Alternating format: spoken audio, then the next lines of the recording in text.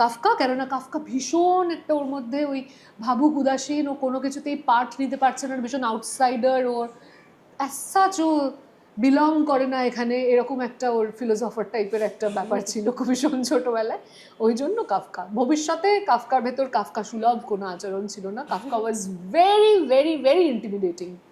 আচ্ছা, কাফকা ত্রাস ছিল, মানে পরিবারের সকলের কাছে, বন্ধু বান্ধবদের কাছে, পাড়া প্রতিবেশীর কাছে। অমৃতা ও কাফকাকে নিয়ে হাঁটতে বেরিয়েছে। এবার কাফকা আর অমৃতা হাঁটছে, সামনে দিয়ে উল্টো দিকে আমাদের এক প্রতিবেশী, সে আসছে বাইক নিয়ে। কাফকাকে দেখে বা অমৃতাকে দেখে তার কথা বলার চেষ্টা ইচ্ছে হয়েছে।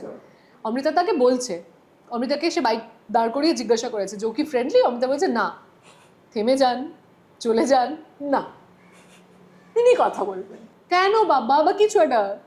সো কাফকা উঠে দাঁড়িয়েছে, এবার কাফকার দাঁতের এখানে পুরো দাগ লেগে গেছে, জিন্স ফুটো হয়ে এখানটাতে দাঁতের দাগ লেগেছে, সেই নিয়ে বিচ্ছিরি ঝামেলা অশান্তি।